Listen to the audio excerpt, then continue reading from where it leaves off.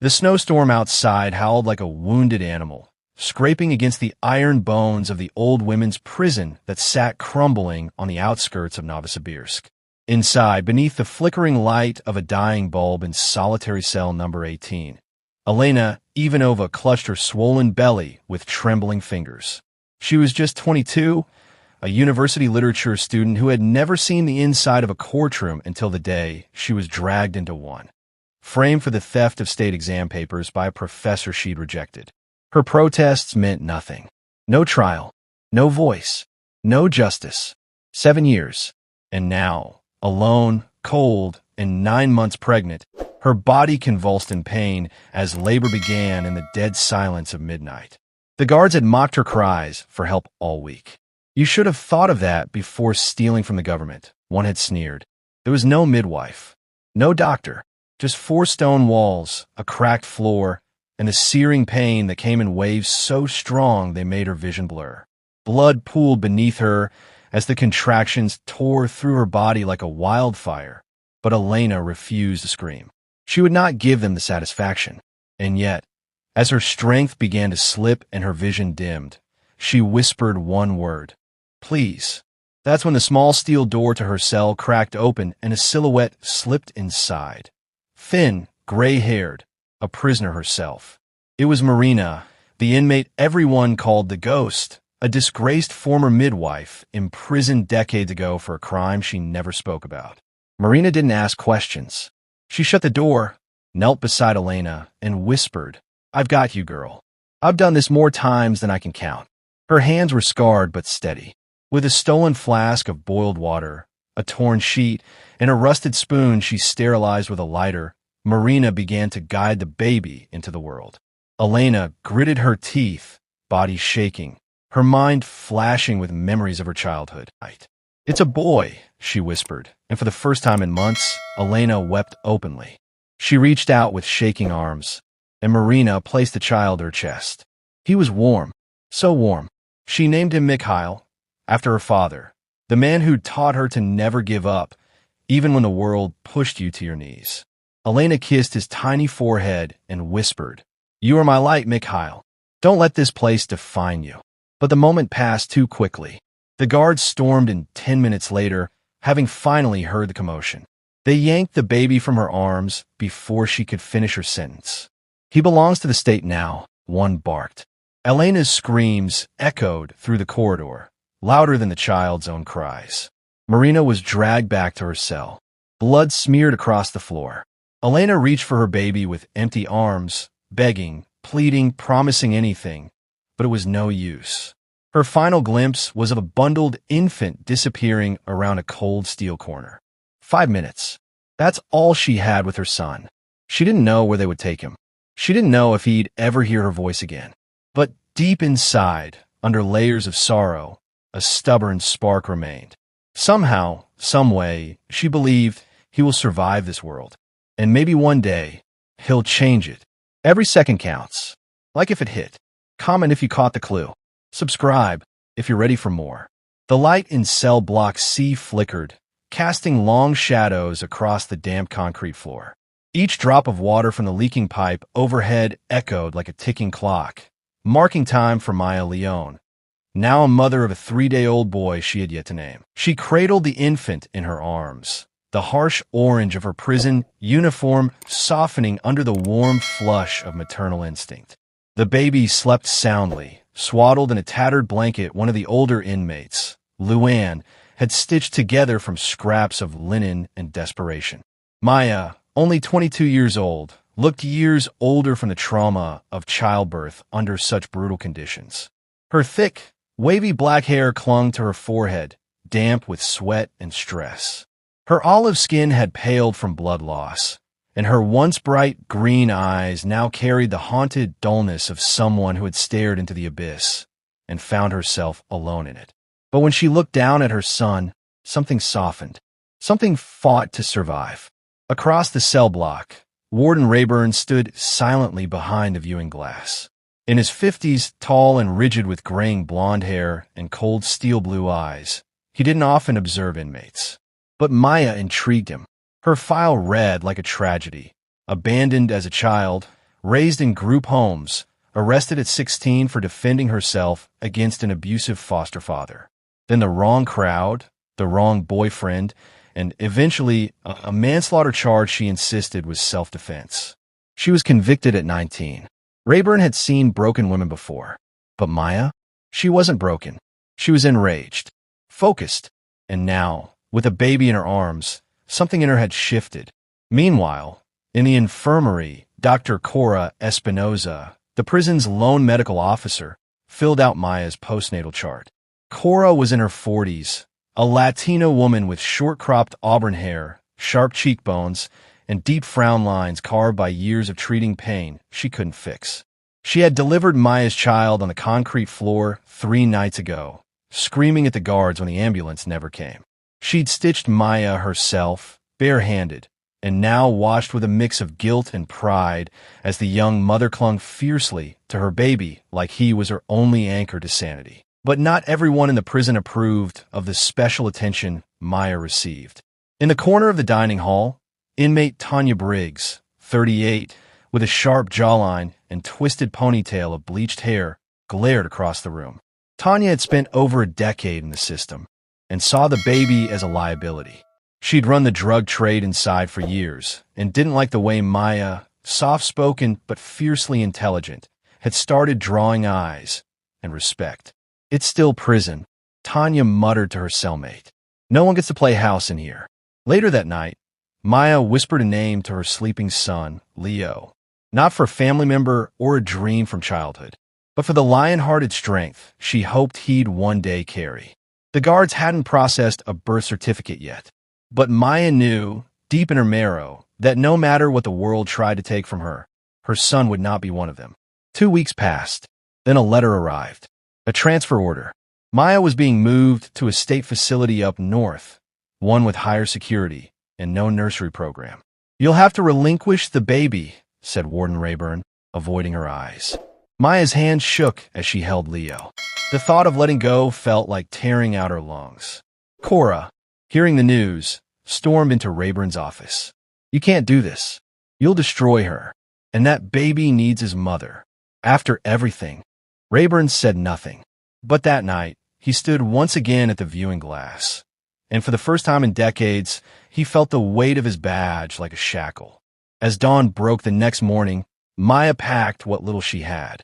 She kissed Leo's forehead, the baby's tiny fingers wrapping around her thumb with uncanny strength. "I will find you again," she whispered. "I swear on my soul." And with tears streaming down her face, she handed Leo to Cora, who would make arrangements for temporary foster care. Maya boarded the transfer van, her wrists cuffed, her world shattering, but her eyes forward. Somewhere out there, Leo would grow. Somewhere, someday, she'd return. What Maya didn't know was that Leo would grow up carrying that same fire, and one day, it would change everything. If one line hit you hard, imagine what's next. Like, comment your favorite moment, and subscribe so you never miss a heartbeat.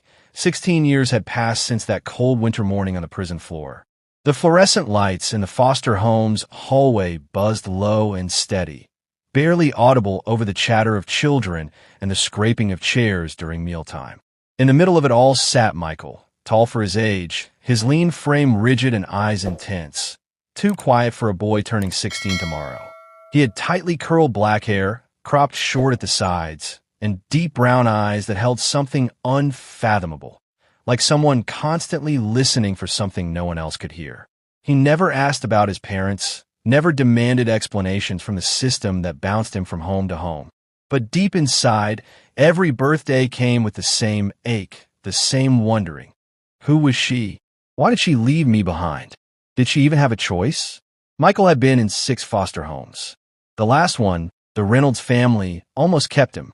He had been 11 then, soft-voiced and sharp-minded, always scribbling in journals and reading 2 grades above his level. But when Mr. Reynolds was found guilty of fraud and sent away, Michael was packed up again like a borrowed box of clothes and sent to another strange house with strangers' rules. And each time he moved, he carried only one thing, a thin silver bracelet with a barely legible engraving, "My light, my fight." Hey, he never took it off. No one asked about it. and he never offered its story. That morning, as the wind slapped against the cracked windows of the group home in East Brookfield, Michael sat alone on the stairs, flipping through an old law book he'd taken from the local library's donation bin. The cover was battered, but the pages inside were alive, filled with precedents, cases, fights for justice. Something about it anchored him. The unfairness of the system had burned him in silence. But this gave him words. Logic, power, maybe even purpose. Downstairs, Mrs. Alcott, the aging social worker with wiry gray hair always tied in a bun, spoke softly in her phone, her eyes occasionally flicking toward Michael. She had seen hundreds of kids, but there was something magnetic about this boy. Not in the way he demanded attention, but in how he commanded it without speaking. That week, she had taken a bold step. Michael's school counselor had recommended a new program, a mentorship initiative pairing foster teens with working professionals. And somehow, despite budget cuts and bureaucratic snags, Michael's name had landed in the pile of a local judge, a woman known for her compassion, her history with community outreach, and her tragic backstory of having lost a child at birth. Judge Eleanor Marston, now in her mid-40s, had gray-streaked auburn hair tied into a chignon, sharp cheekbones, and eyes like dusk, warm yet unknowable. She didn't usually take personal interest in mentorships anymore. But when Michael's profile had landed in front of her, she had paused. Something in his eyes, even in the low-res photo, pulled at a thread she'd buried long ago. She couldn't place it. She didn't understand it. But she said yes. And now, 2 days later, she stood just beyond the wrought iron gates of the foster facility, waiting beside her car, hands folded. Michael walked out, his navy hoodie tied around his frame, his eyes sharp and unreadable. Eleanor's breath caught, not because he was handsome or different, but because there was something eerily familiar in his jawline. In the way he looked at her, like he was already measuring who she really was. "I'm Michael," he said flatly, his voice low, not cold, but cautious. "I'm Eleanor," she replied, then quickly added, "Judge Marston." "But Eleanor's fine." He nodded once, sliding into the passenger seat without another word. She didn't know yet that the child she had mentored, the boy she'd be helping apply for scholarships and mock trials, was the same baby delivered on the concrete of a prison floor beneath flickering lights into the trembling hands of a mother in shackles. A mother who'd named him Michael in a whisper before they tore him away. And Michael didn't know either. But as the car rolled forward and the city blurred past the windows, the silver bracelet on his wrist caught a glimmer of sunlight, just enough for Eleanor to see the engraving. She blinked. Her hand trembled ever so slightly on the steering wheel. "My light, my fight." Her breath caught. It couldn't be, could it? She said nothing, and neither did he. But something enormous had just shifted, and neither of them knew it yet, like what you just saw. Or didn't see. Hit like, comment what you think really happened, and subscribe before it disappears. Mikhail never knew his mother's name. His birth certificate simply read, "Abandoned at Facility 14."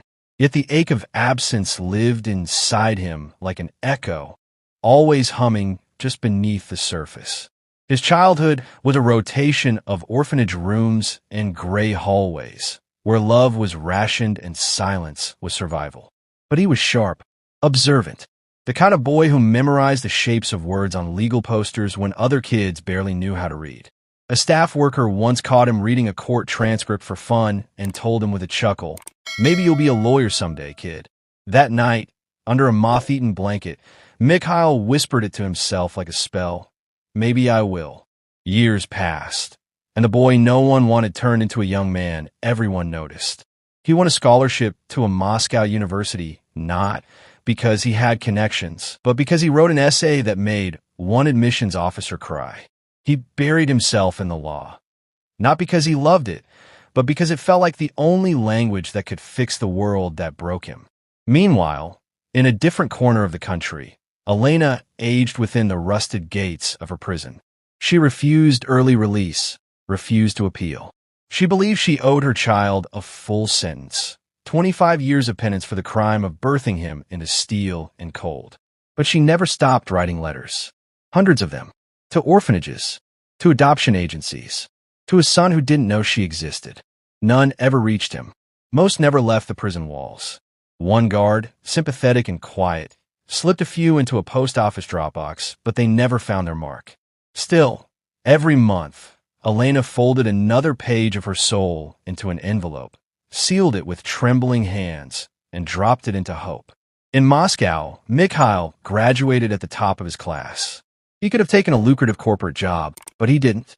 He joined the public defender's office, the place where justice wasn't shiny, but necessary.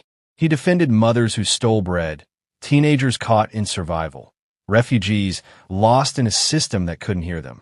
He didn't know it, but every time he stood in front of a courtroom, the fire in his voice came from a woman he'd never met who once screamed into concrete walls while bringing him into the world.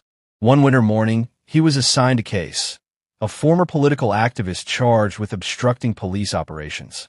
It was a high-profile trial set before Judge Svetlana Morozova, a woman known for her icy precision and zero tolerance for theatrics.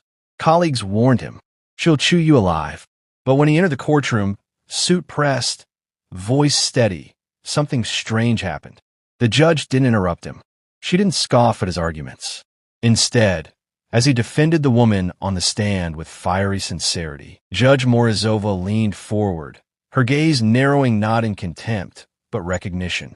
Later that day, she requested his file. When she saw the name, Mikhail Petrova, something inside her shifted. Years ago, she had sentenced a woman named Elena Petrova to prison for a robbery she likely didn't commit. The case had haunted her ever since. She remembered Elena had gone into labor on the courtroom floor minutes before she could plead. The baby was rushed away. No one asked what happened next. The state moved on. But now, here was this young man, with Elena's eyes and voice like a sharpened blade, standing in her courtroom like an echo of the past, asking to be redeemed. That night, she couldn't sleep. She paced her home, reopened dusty case files, called in quiet favors.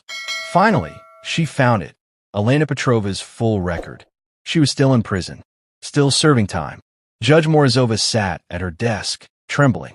She realized the boy born on that cold courtroom floor had grown up to save lives, defend the voiceless, and challenge the very system that tried to erase him. And she'd been part of that system. The next morning, Mikhail received a sealed envelope with no return address. Inside was a single line, "Your mother is alive." With it, a visitor pass to a prison 3 hours outside Moscow. He sat on the bench at the visiting room, unsure what he would say or even feel. When the door opened and Elena walked in, older, thinner, her eyes sunken but unmistakably his, it was as if the air collapsed. She didn't speak. Neither did he. For a long time, they just stared. Then, slowly, she reached into her coat pocket and pulled out a yellowed letter, creased and faded. "I wrote this the day you were born," she whispered. "I didn't know if you'd ever read it, but I wrote you every month since." Mikhail took the letter in shaking hands. As he read, tears rolled down his cheeks. And for the first time in both their lives, the silence didn't feel like absence. It felt like home. The years that followed Mason's graduation unfolded like a dream draped in quiet defiance. He had become what no one expected, an unbreakable force of integrity, working as a sharp public defender in a system that had once swallowed his mother whole. By 31, Mason was already being whispered about in legal circles, not because of who he was, but because of how he practiced law with a rare combination of fire and compassion. But despite his rising fame, he never forgot the sterile sting of prison walls or the iron scream of his mother's childbirth echoing through that concrete corridor. He still visited Olivia every month, now frail, her auburn hair turned silver, her eyes holding pride instead of pain. Part of him always carried the phantom of that prison floor, but he didn't run from it. He channeled it. And then came the case that would change everything. It began with a name on a file, Judge Evelyn Caraway. She was infamous in Mason's hometown, a brutal, unyielding face of the justice system, notorious for her zero-tolerance policies, and the very judge who had signed Olivia's sentencing papers 32 years ago. Mason's client, a 17-year-old named Leon Harris, had been arrested for defending his mother from an abusive boyfriend, just like Olivia once had. The cycle threatened to repeat itself. But Mason wouldn't allow it. He walked into court that day not just as a lawyer, but as the living embodiment of everything they tried to erase. Judge Caraway, now 78, sat on the bench like a figure carved from cold marble. Her white hair coiled tightly into a bun, her lips pursed with disdain. "Mr. Grayson," she said, squinting at him through her thin spectacles, "you have quite the reputation." Mason didn't flinch. "Not as much as you, Your Honor." The trial was more than a legal hearing. It was a reckoning. Mason weaved a narrative of survival, of justice long denied, of patterns that prison only perpetuated. He spoke with a clarity that shook even the stenographer. "Leon isn't a criminal," he argued. "He's a child born into survival mode. Punishing him won't break the cycle. Empowering him will." In the back of the courtroom, Olivia, now a guest for the first time instead of a defendant, sat with trembling hands and eyes rimmed in tears. She saw herself in Leon's mother. She saw her son, born in chains, now breaking them with words. On the third day, something strange happened. During recess, Judge Caraway stumbled. Her breathing became shallow. Panic swept through the courtroom. EMTs hadn't yet arrived, and no one moved, except Mason. He leapt over the barrier, kneeled beside her, unbuttoned her collar, and whispered calmly, "You're okay. You're safe." His hands steadied her, his pulse remaining calm, as he remembered the first aid training he took during law school. Her breathing slowed. Paramedics arrived minutes later, but it was Mason who had stabilized her. That moment shattered something inside the old judge. 2 days later, during the sentencing, her voice broke. 32 years ago, I signed a paper that condemned your mother. I never thought I'd live to see her son become the man who'd save me." A pause. The courtroom held its breath. "Leon Harris," she continued, "you are released to community rehabilitation. Mr. Grayson, thank you. You've not just defended a boy. You've changed a legacy." Olivia wept openly in the gallery. Mason stood tall. His mother, once shamed and shackled, now looked upon her son as he rewrote the ending they had never been allowed to dream. The prison floor that once stained their beginning had become the foundation for something unbreakable, justice with a soul. Mason didn't just save a judge. He resurrected a system, one case at a time. If one line hit you hard, imagine what's next. Comment your favorite moment and subscribe so you never miss a heartbeat. Mason sat beside his mother on a park bench outside the courthouse. The same woman who once clutched him with trembling hands on a blood-stained prison floor while a guard barked for her to push harder.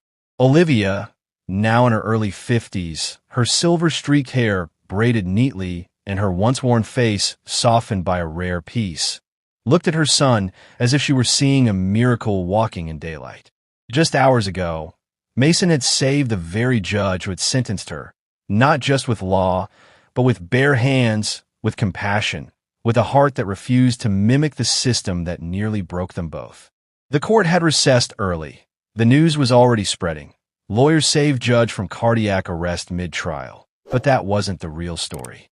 The real story was in the silent exchange between mother and son, the unspoken apology from a woman who had once thought she'd ruined his life by giving birth in a place meant to crush souls.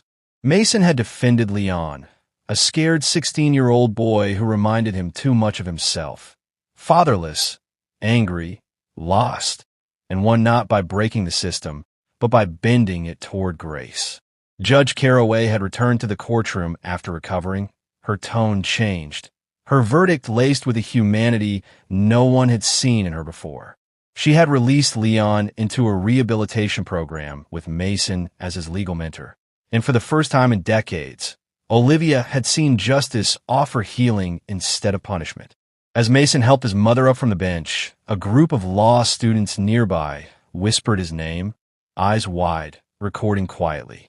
He didn't notice. He only looked at Olivia, who smiled through tears and said, "I didn't bring you into this world the right way, but you're making the world right."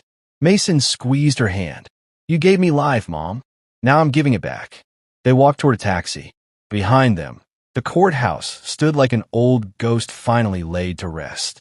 The past had been rewritten, Not erased, but transformed. From a prison floor to the marble of justice, a boy once born in chains now held the keys to someone else's second chance. Every second counts. Like if it hit. Comment if you caught the clue. Subscribe if you're ready for more.